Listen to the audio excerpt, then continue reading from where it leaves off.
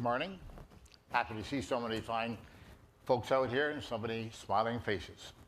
I have a very peculiar background, attitude, and approach to the real world because I am a conjurer.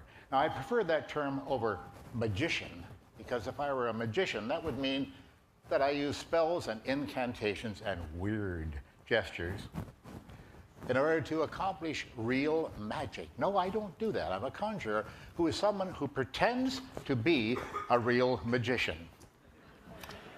Now, how do we go about that sort of thing? We depend on the fact that audiences such as yourselves will make assumptions. For example, when I walked up here and I took the microphone from the stand and switched it on, you assumed this was a microphone, which it is not. As a matter of fact, this is something that about half of you, more than half of you, will not be familiar with. It's a beard trimmer, you see, and makes a very bad microphone. I've tried it many times. The other assumption that you made, and this little lesson is to show you that you will make assumptions, not only that you can, but that you will when they are properly suggested to you. You believe I'm looking at you. Wrong. I'm not looking at you. I can't see you. I know you're out there. They told me backstage that it's a full house and such. I know you're there because I can hear you, but I can't see you because I normally wear glasses. These are not glasses. These are empty frames. Quite empty frames. Now, why would a grown man appear before you wearing empty frames on his face? To fool you, ladies and gentlemen, to deceive you, to show that you, too, can make assumptions. Don't you ever forget that. Now, I have to do something, first of all, switch to real glasses so I can actually see you, which would probably be a convenience. I don't know. I haven't had a good look. Well, it's not that great a convenience. I have to do something now which seems a little bit strange for a magician, but I'm going to take some medication. This is a full bottle of Calms Forte. I'll explain that in just a moment.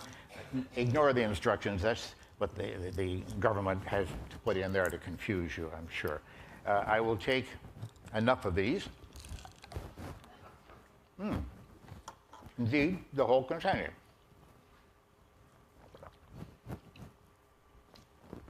"32 caplets of Calms Forte." Now that I've done that, I'll explain it in a moment. I must tell you that I am an actor. I'm an actor who plays a specific part. I play the part of a magician, a wizard, if you will, a real wizard. If someone were to appear on this stage in front of you and actually claim to be an ancient prince of Denmark named Hamlet, you would be insulted, and rightly so. Why would a man assume that you would believe something bizarre like this? But there exists out there a very large population of people who will tell you that they have psychic, magical powers, that they can predict the future, that they can make contact with the deceased. Oh, they also say they will sell you astrology or other fortune-telling methods. Oh, they gladly sell you that, yes. And they also say that they can give you perpetual motion machines and free energy systems. They claim to be psychics or sensitives, whatever they claim. But the one thing that has made a big comeback just recently is this business of speaking with the dead. Now, to my innocent mind, dead implies incapable of communicating. You might agree with me on that. But these people, they tend to tell you that not only can they communicate with the dead, hi there, but they can hear the dead as well, and they can relay this information back to the living. I wonder if that's true. I don't think so, because this subculture of people use exactly the same gimmicks that we magicians do, exactly the same physical methods, the same psychological methods. And they effectively and profoundly deceive millions of people around the earth to their detriment. They deceive these people, cost them a lot of money, cost them a lot of emotional anguish. Billions of dollars are spent every year all over the globe on these charlatans. Now, I have two questions I would like to ask these people if I had the opportunity to do so. First question, if I want to ask them to call up, because they do hear them through the ear, they listen to the spirits like this.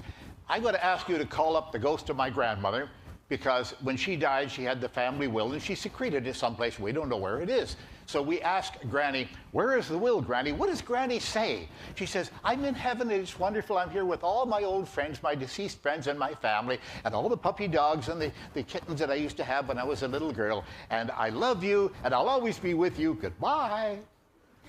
And she didn't answer the damn question. Where is the will? Now, she could easily have said, oh, it's in the library on the second shelf behind the encyclopedia, but she doesn't say that. No, she doesn't. She doesn't bring any useful information to us. We paid a lot of money for that information, but we didn't get it. The second question that I'd like to ask, rather simple. Suppose I ask them to contact the spirit of my deceased father-in-law, as an example. Why do they insist on saying, remember they speak into his ear, why do they say, my name starts with J or M? Is this a hunting game, a hunting and fishing? What is it? Is it 20 questions? No, it's more like 120 questions, but it is a cruel, vicious, absolutely conscienceless, I'll be all right, keep your seats, game that these people play, and they take advantage of the innocent, the naive, the grieving, the needy people out there. Now, this is a process that is called cold reading. There's one fellow out there, Van Prague is his name, James Van Prague. He's one of the big practitioners of this sort of thing. John Edward, Sylvia Brown, and Rosemary Altea, they are other operators. There are hundreds of them all over the earth. But in this country, James Van Prague is very big. And what does he do? He likes to tell you how the deceased got deceased, the people he's talking to through his ear, you see. So what he says is very often, it's like this. He says, he tells me before he passed that he had trouble breathing. Folks, that's what dying is all about. You stop breathing and then you're dead. It's that simple. And that's the kind of information they're going to bring back to you? I don't think so. Now, these people will make guesses. They'll say things like, why am I getting electricity? He's saying to me, electricity. Was he an electrician? No. Did he ever have an electric razor? No. It was a game of hunting questions like this. This is what they go through. Now, folks often ask us at the James Randi Educational Foundation, they call me, they say, why are you so concerned about this, Mr. Randi? Isn't that just a lot of fun? No, it is not fun. It is a cruel farce. Now, it may bring a certain amount of comfort, but that comfort lasts only about 20 minutes or so, and then the people look in the mirror and they say, I just paid a lot of money for that reading, and what did she say to me? I love you. They always say that. They don't get any information. They don't get any value for what they spend. Now, Sylvia Brown is the big operator. We call her the Talons. Sylvia Brown, thank you. Sylvia Brown is the big operator in this field at this very moment. Now, Sylvia Brown, just to show you, she actually gets $700 for a 20-minute reading over the telephone. She doesn't even go there in person. And you have to wait up to 2 years because she's booked ahead that amount of time. You pay by credit card or whatever, and then she will call you sometime in the next 2 years. You can tell it's her. Hello, this is Sylvia Brown. That's her. You can tell right away. Now, Montel Williams is an intelligent man. We all know who he is on television. He's well-educated, he's smart, he knows what Sylvia Brown is doing, but he doesn't give a damn. He just doesn't care. Because the bottom line is the sponsors love it, and he will expose her to television publicity all the time. Now, what does Sylvia Brown give you for that $700?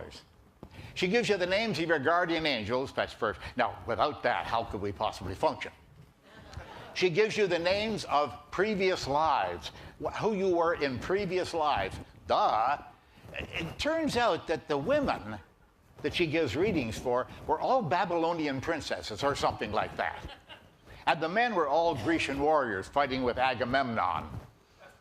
Nothing is ever said about a 14-year-old bootblack in the streets of London who died of consumption. He isn't worth bringing back, obviously. And the strange things, folks, you may have noticed this too.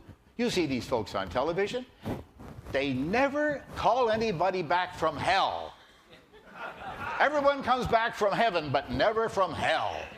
If they call back any of my friends, they're not going to, well, you see the story. Now, Sylvia Browne is an exception. An exception in one way, because the James Randi Educational Foundation, my foundation, offers a $1 million prize in negotiable bonds, very simply, won by all you have to do is prove any paranormal, occult, or supernatural event or power of any kind under proper observing conditions. It's very easy. Win the $1 million.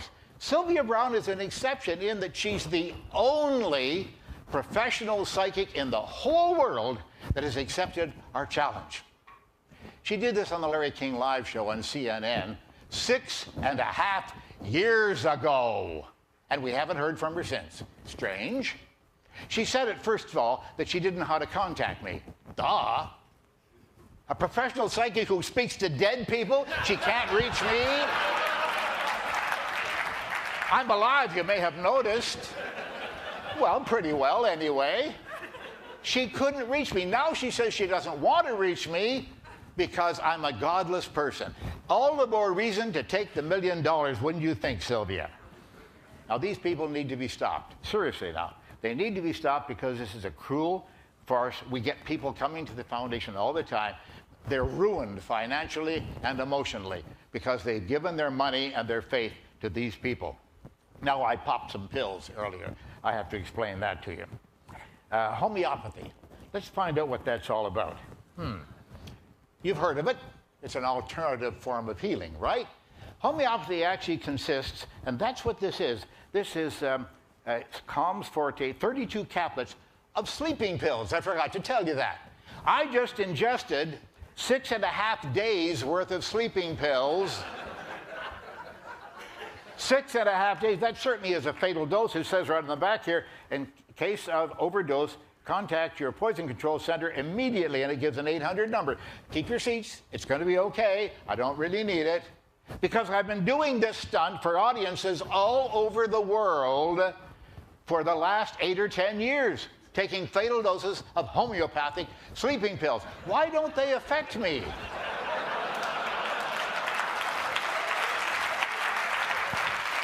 The answer may surprise you. What is homeopathy? It's taking a medicine that really works and diluting it down, well beyond Avogadro's limit, diluting it down to the point where there's none of it left.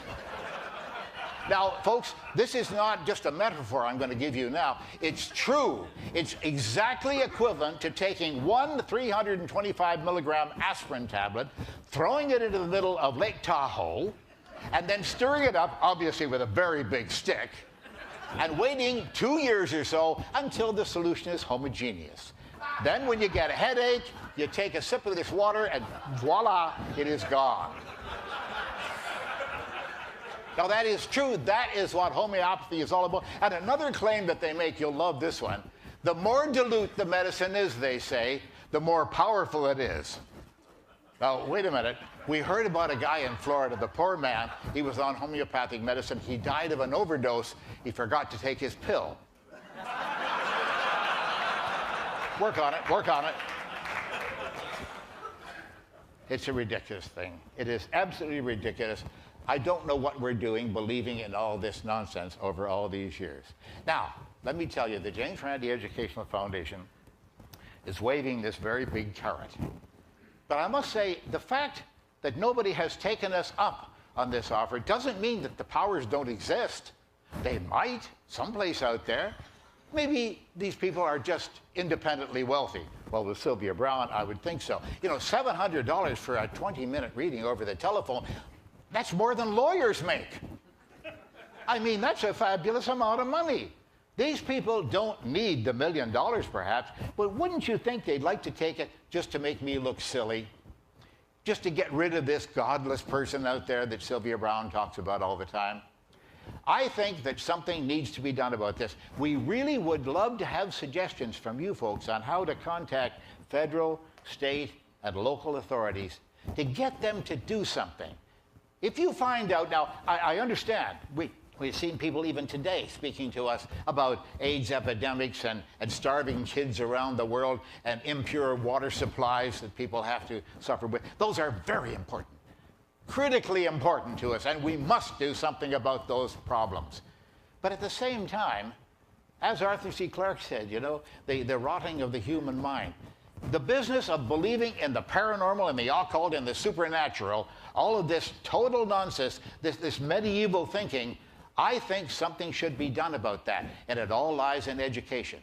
Largely, it's the media who are to blame for this sort of thing. They shamelessly promote all kinds of nonsense of this sort because it pleases the sponsors. It's the bottom line, the dollar line. That's what they're looking at. We really must do something about this. I'm willing to take your suggestions, and I'm willing to have you tune in to our webpage.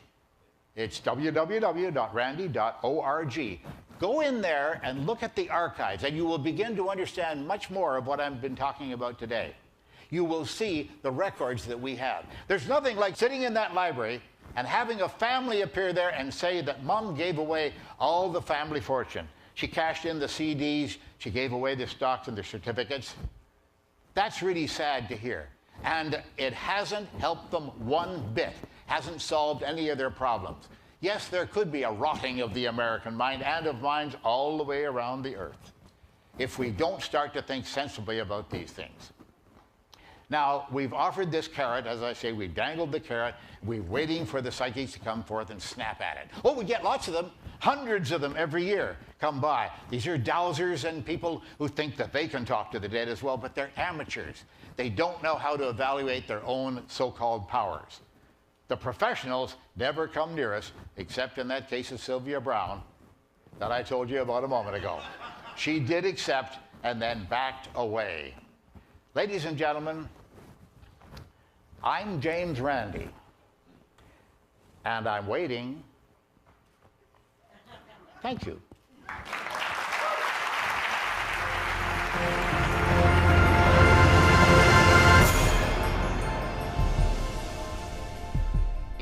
These people don't need the $1 million, perhaps, but wouldn't you think they'd like to take it just to make me look silly?